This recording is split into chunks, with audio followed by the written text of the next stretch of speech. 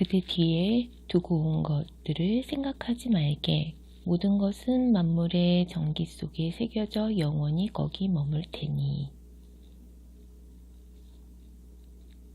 사막의 모래길로 함께 말을 물기 시작했을 때 연금술사가 입을 열었다. 그대 뒤에 두고 온 것들을 생각하지 말게.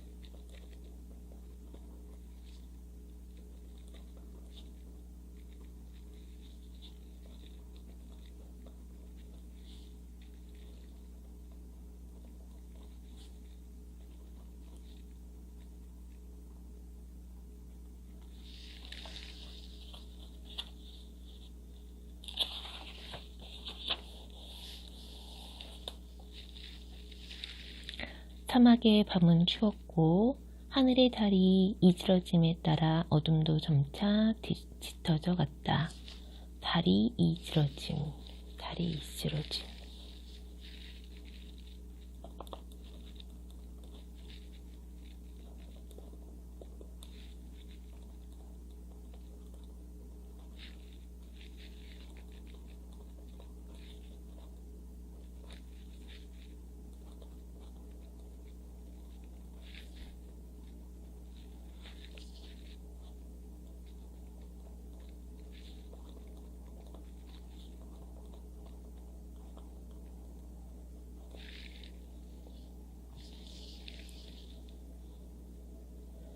배움에는 행동을 통해 배우는 단 한 가지 방법이 있을 뿐이네. 그대가 알아야 할 모든 것들은 여행을 통해 다 배우지 않았나? 이제 남은 건 한 가지뿐이지. 그는 그 한 가지가 무언지 알고 싶었지만 연금술사는 지평선을 바라보며 매를 기다릴 뿐 말이 없었다.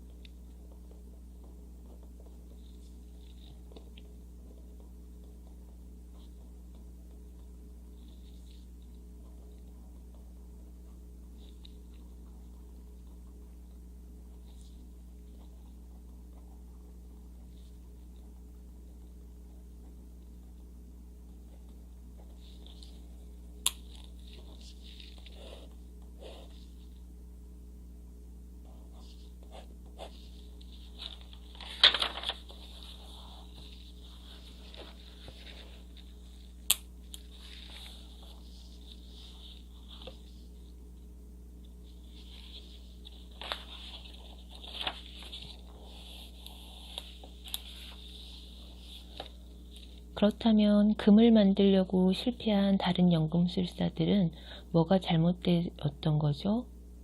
그들은 단지 금만을 구했네. 자아의 신화, 그 보물에만 집착했을 뿐 자아의 신화를 몸소 살아내려고는 하지 않았지.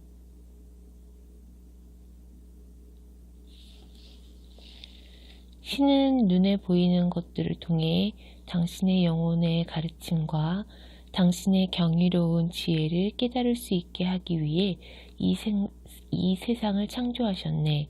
그것이 바로 내가 행동이라고 부르는 것일세.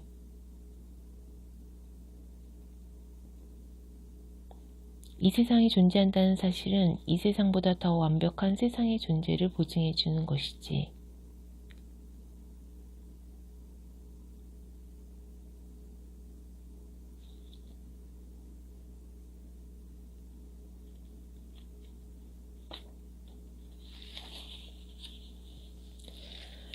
그대의 마음에 귀를 기울이게. 그대의 마음이 모든 것을 알 테니 그대의 마음은 만물의 전기에서 태어났고 언젠가는 만물의 전기 속으로 되돌아갈 것이니.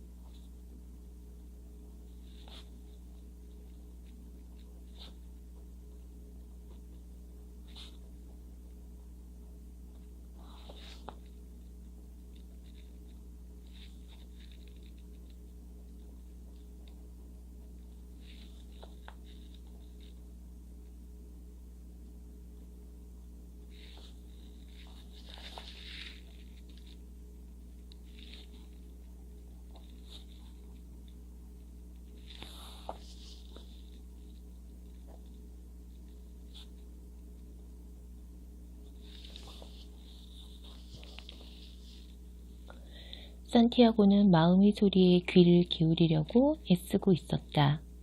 알 수 없는 것이 마음이었다. 예전에는 마음이 늘 어디로든 떠날 준비를 하고 있더니 이제는 모든 것을 다 버리고서라도 어느 한 곳에 이르기를 원하고 있었다.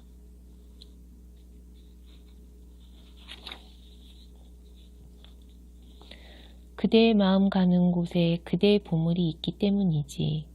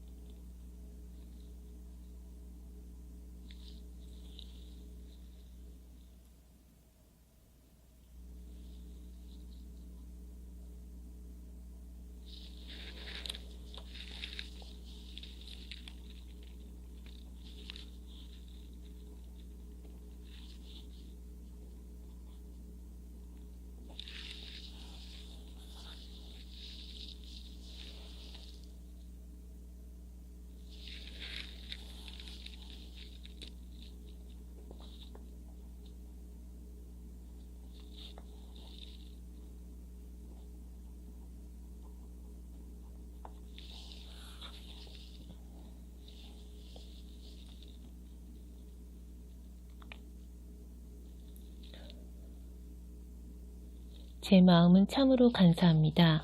말들을 쉽게 하기 위해 잠시 멈춰섰을 때 그가 연금술사에게 말했다. 마음은 제가 이대로 계속하는 걸 원치 않아요. 바로 그걸세. 그걸 그대의 마음이 살아있다는 증거일세. 그대가 마침내 얻어낸 모든 것들을 한낱 꿈과 맞바꾸는데 두려움을 느끼는 건 당연한 일이지. 그렇다면 무엇 때문에 제가 제 마음의 소리에 귀를 기울여야 하는 거죠? 그대가 그대의 마음을 고요히 할 수 없기 때문이네. 아무리 그대가 듣지 않는 척해도 마음은 그대의 마음속에 자리할 것이고 운명과 세상에 대해 쉴 새 없이 되풀이해서 들려줄 것이네. 제 마음이 이토록 저를 거역하는데도요.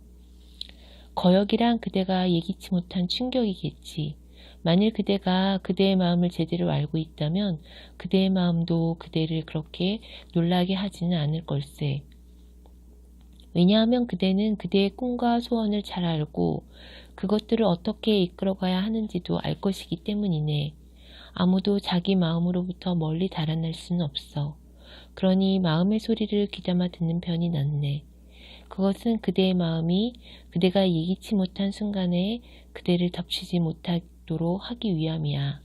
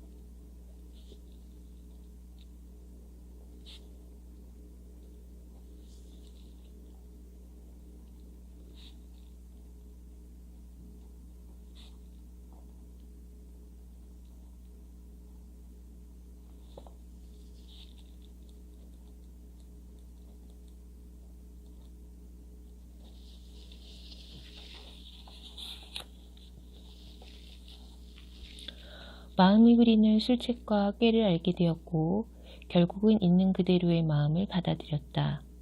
그러자 두려움이 가시고 되돌아가고 싶은 생각도 사라졌다. 어느 날 오후 마음이 이제는 행복하다고 그에게 말해주었다.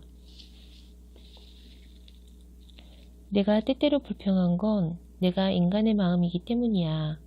인간의 마음이란 그런 것이지. 인간의 마음은 정작 가장 큰 꿈들이 이루어지는 걸 두려워해.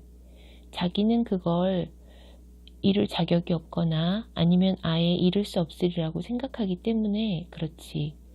우리들 인간의 마음은 영원히 사라져버린 사랑이나 잘 될 수 있었지만 그렇게 되지 못했던 순간들, 어쩌면 발견할 수도 있었던 영원히 모래속에 묻혀버린 보물 같은 것들에 대한 생각만으로도 두려워서 죽을 지경이야.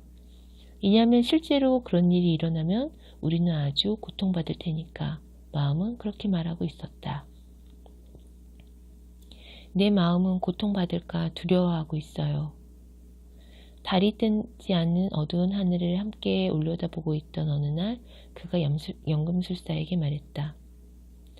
고통 그 자체보다 고통에 대한 두려움이 더 나쁜 거라고 그대의 마음에게 알려주게. 어떤 마음도 자신의 꿈을 찾아 나설 때는 결코 고통스러워하지 결코 고통스러워하지 않는 것은 꿈을 찾아가는 매 순간이란 신과 영겁의 세월을 만나는 순간이기 때문이라고 말일세.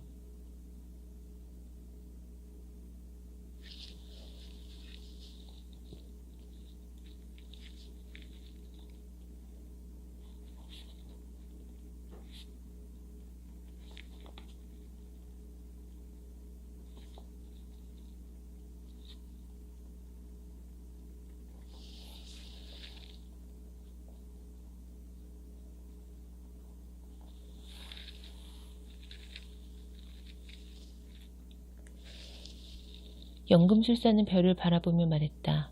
그래, 무언가를 찾아가는 매 순간이 신과 조우하는 순간인 거야. 내 보물을 찾아가는 동안의 모든 날들은 빛나는 시간이었어. 매 시간은 보물을 찾고자 하는 꿈의 일부분이라는 걸 나는 알고 있었어.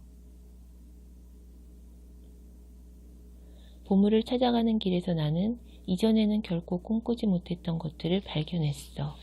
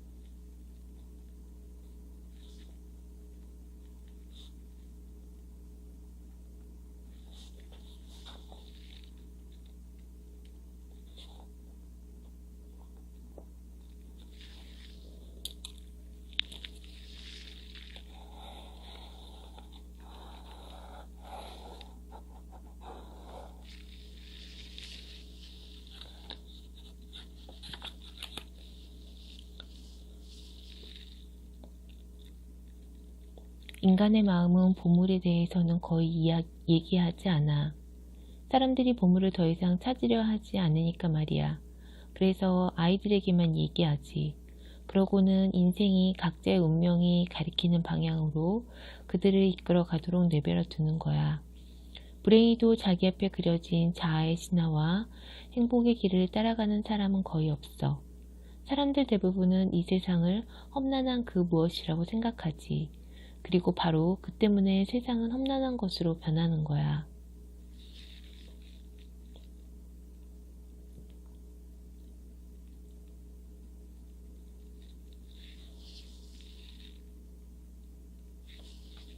어째서 마음은 사람들에게 계속해서 자신의 꿈을 따라가야 한다고 말해주지는 않는 거죠?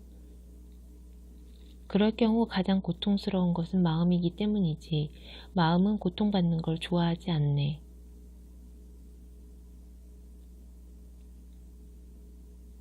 그날부터 그는 자신의 마음을 이해하게 되었다. 그는 마음에게 절대로 자신을 버리지 말아달라고 부탁했다. 자신의 꿈에서 멀어지려 하면 자신을 가슴속에 꽉 붙잡아두고 경적의 신호를 보내달라고 말했다. 그러고는 마음의 신호가 들릴 때마다 꿈을 놓치지 않도록 주의하겠노라고 맹세했다.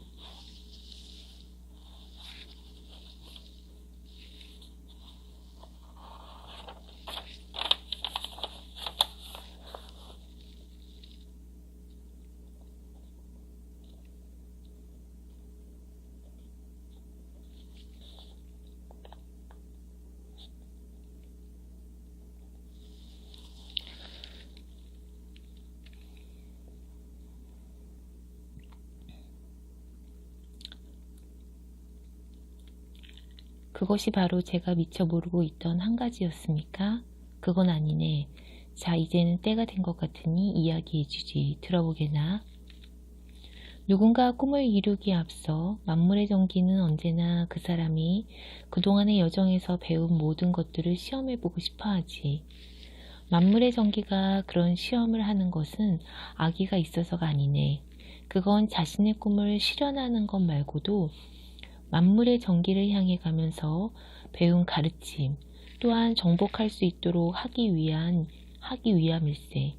대부분의 사람들이 포기하고 마는 것도 바로 그 순간이지. 사막의 언어로 말하면 사람들은 오아시스의 야자나무들이 지평선에 보일 때 목말라 죽는다는 게지. 무언가를 찾아 나서는 도전은 언제나 초심자의 행운으로 시작되고 반드시 가혹한 시험으로 끝을 맺는 것이네. 산티아고는 자기 고향의 오랜 속담 하나를 떠올렸다. 가장 어두운 시간은 바로 해 뜨기 직전이라는.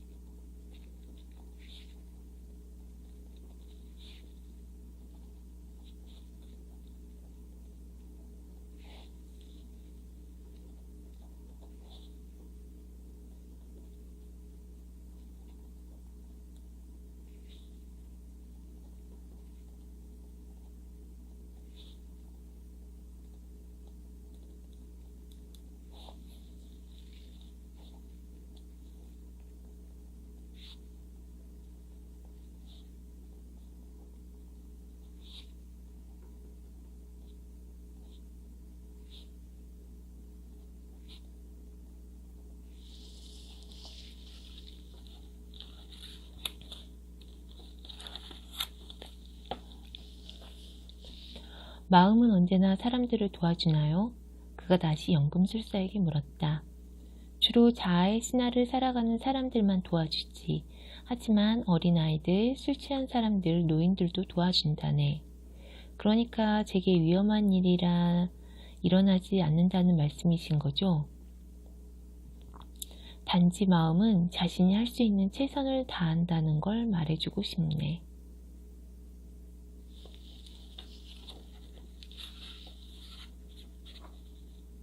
눈은 영혼의 힘을 보여주지. 진정한 연금술사들을 나는 알고 있네. 그들은 실험실에 틀어박힌 채 자신들도 마치 금처럼 진화하고자 노력했지. 그래서 발견해낸 게 철학자의 도리야.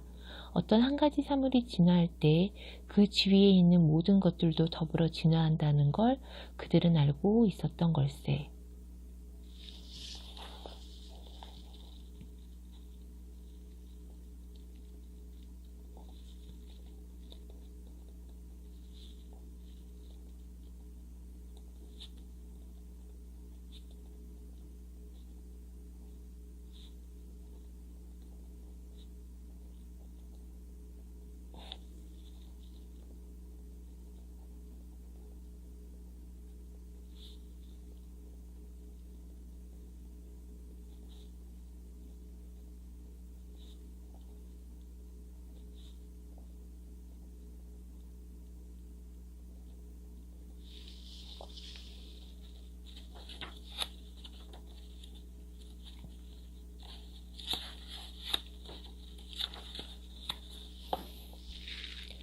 그대 자신을 절망으로 내몰지 말게.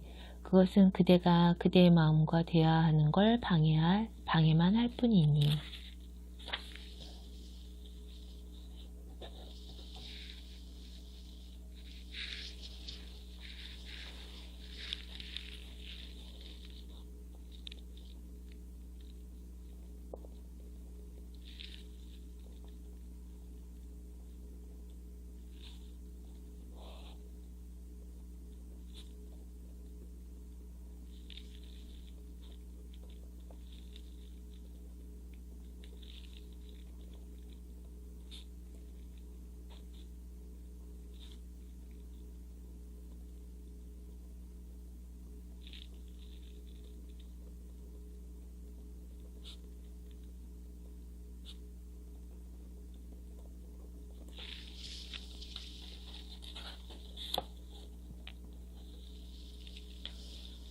하지만 저는 바람으로 변하는 방법을 모릅니다.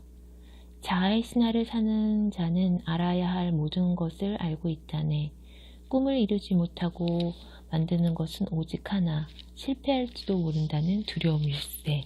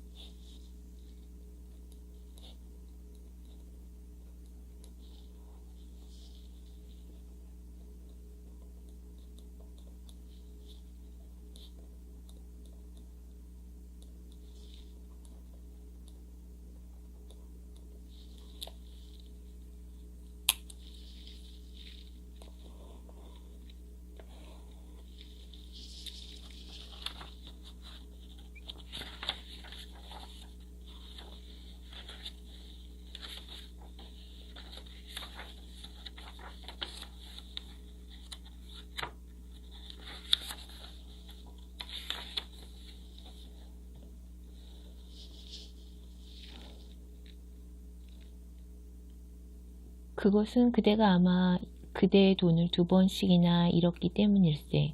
여행 중에 생긴 재물을 한 번은 도둑에게 또 한 번은 사령관에게 빼앗기지 않았는가? 나는 미신을 잘 믿는 늙은 아랍인일세. 내가 믿고 있는 이 땅에 속담이 있지. 한 번 일어난 일은 다시는 일어나지 않을 수도 있다. 그러나 2번 일어난 일은 반드시 다시 일어난다.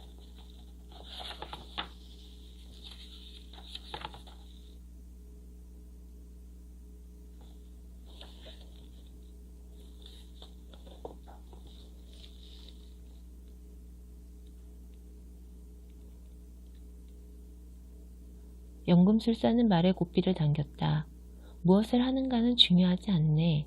이 땅 위의 모든 이들은 늘 세상의 역사에서 저마다 중요한 역할을 하고 있으니 다만 대개는 그 사실을 모르고 있을 뿐이지. 산티아고는 연금술사의 얘기에 미소로 대답했다.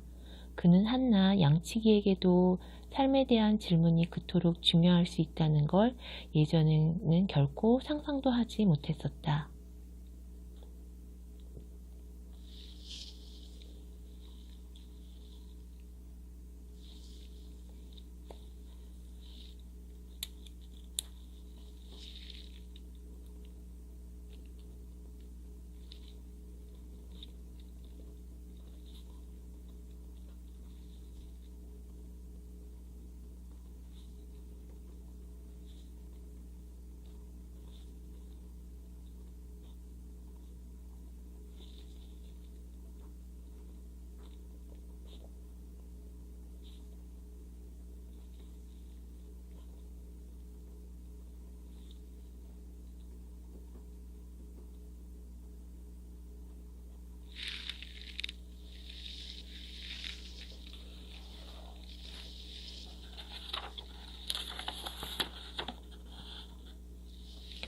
그대의 보물이 있는 곳에 그대의 마음 또한 있을 것이네.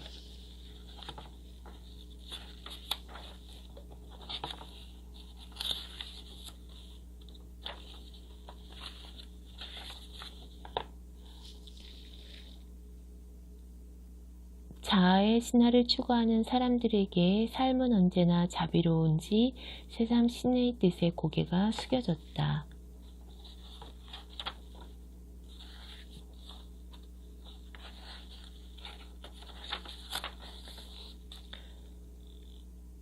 연금술이라는 말을 한 번도 들어본 적이 없으면서도 연금술의 비밀을 얻고 자신이 삶 속에서 철학자의 도를 발견해낸 사람들일세. 위대한 업은 하루아침에 이루어지는 게 아니었다. 그것은 하루하루 자아의 신화를 살아가는 세상 모든 사람 앞에 조용히 열려 있었다.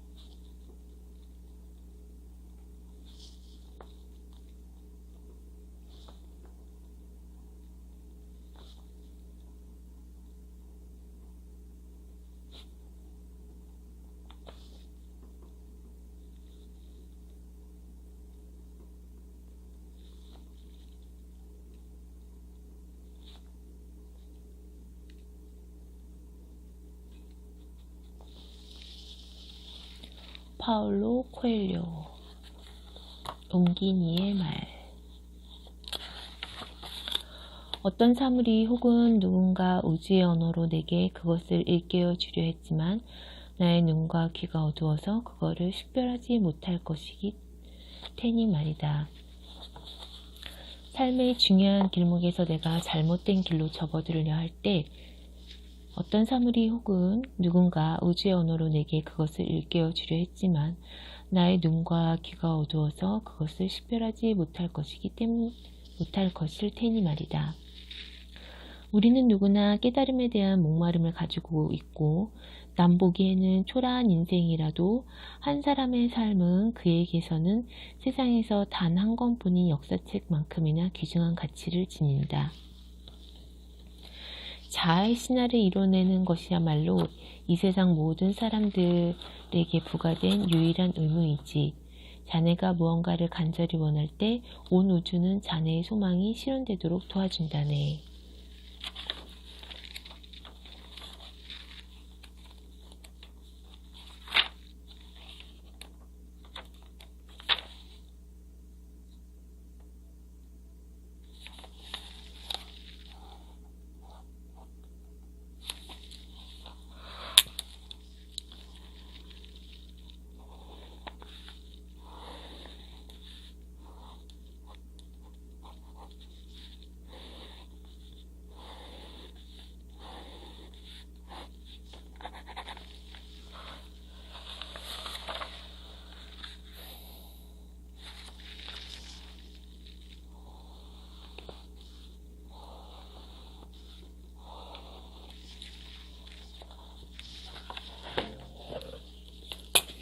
연금술사 파울로 코엘료.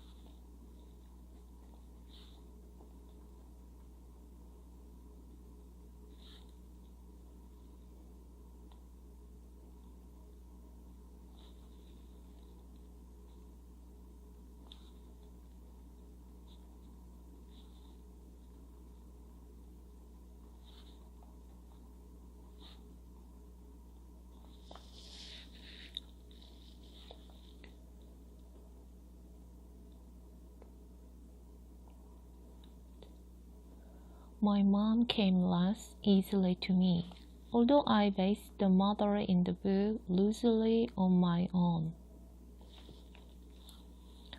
I didn't feel I had so much of a personal relationship with the character in the book. It was harder to make fun of mothers. As a father myself, I felt comfortable portraying Dad as a silly, slightly overweight show-off, but it seemed risky appealing the same treatment to women. So I approached the book somewhat tentatively, taking care to make Mom more admirable than clownish. I was reasonably satisfied with the result, but I can see the self-consciousness that went into the creation of my mom.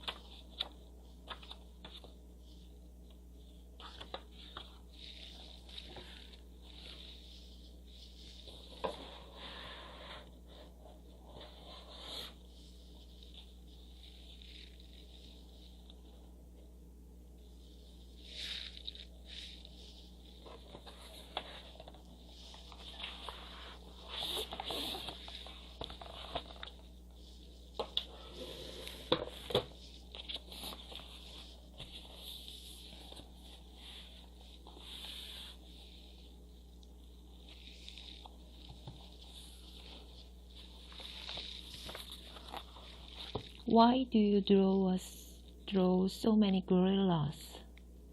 This is the most common question that I'm asked by children and adults alike, and I have a list for different answers.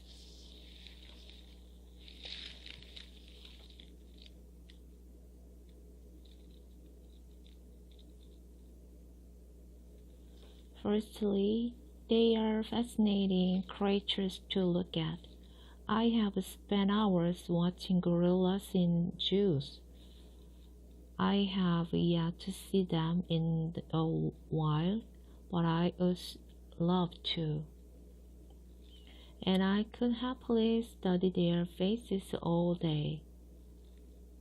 Old people's faces are far more interesting to draw than young people's because of the patterns and contours of the aged skin.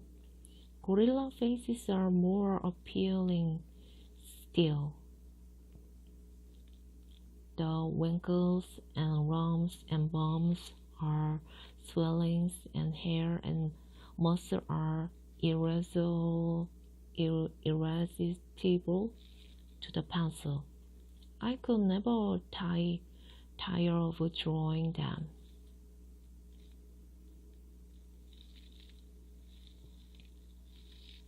Secondly, they are so much like people.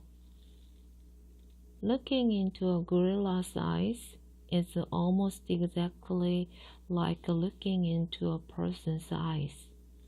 And if I look for long enough, it seems as though there is another human being inside a gorilla, looking back at me.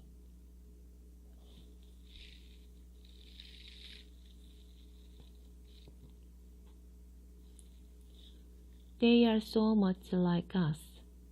Thirdly, they remind me of my father.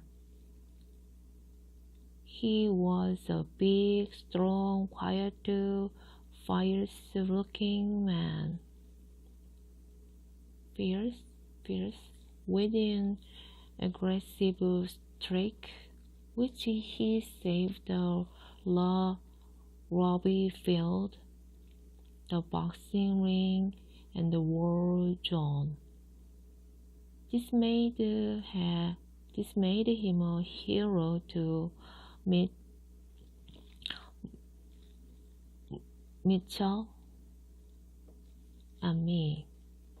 We went to all the same things. But while he encouraged us to be physical, there was another side of him that was extremely gentle. Dad was just as happy drawing with us, telling us stories or writing us poems as he was teaching us how to tackle. I think of Dad when I look at gorillas. Gorillas are immensely powerful creatures and can be terrifyingly aggressive when they want to be.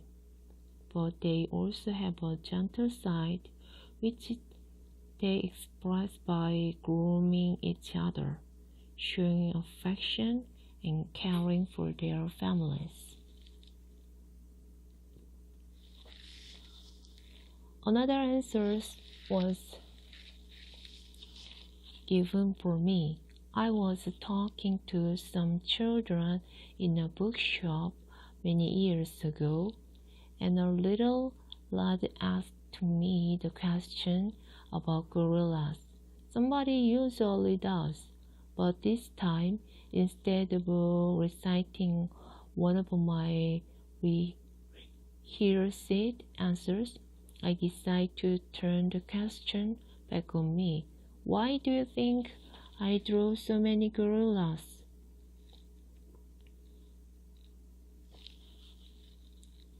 He thought about it for a while and then said that gorillas are a bit like my pictures.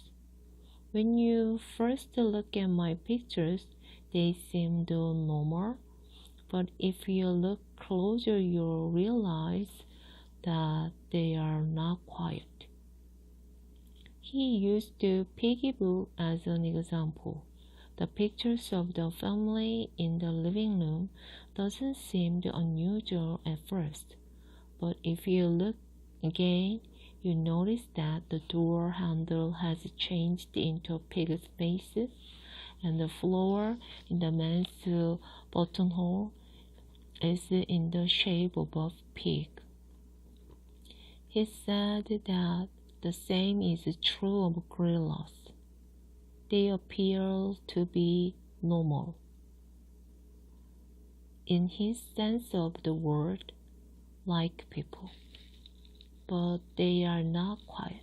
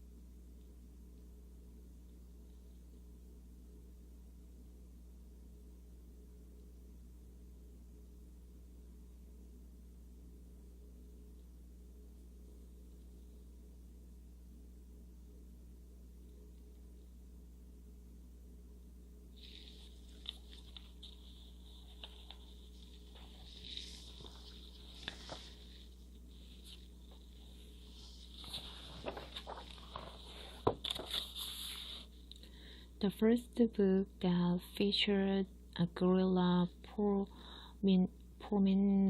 prominently was actually called Gorilla. It was published in 1983, and it is still my favorite book of those I have made.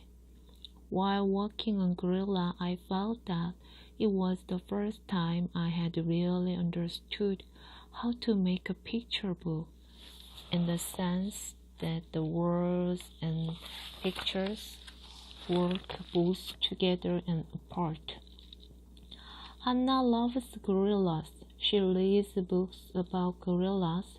She watches gorillas on the television. She draws a picture of gorillas. But she has never seen a real gorilla. Her father is very cold and aloof and never has the time to take her to the zoo. Whenever she tries to talk to him about anything, he is either too busy or too tired. They never do anything together. The night before her birthday, Hannah is very excited because her father has agreed to get her a gorilla.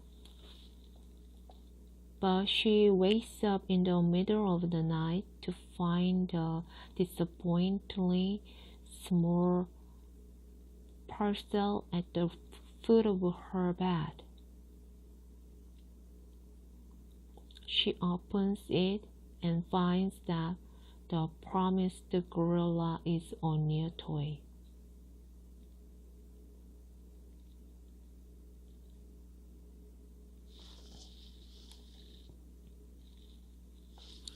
Hannah discards it in the corner of her room and goes back to sleep. In the night, however, something amazing happens. The toy became a real gorilla. The gorilla puts on her father's hat and coat and takes Hannah on a fantastic nighttime adventure. They do everything she has always wanted to with her father.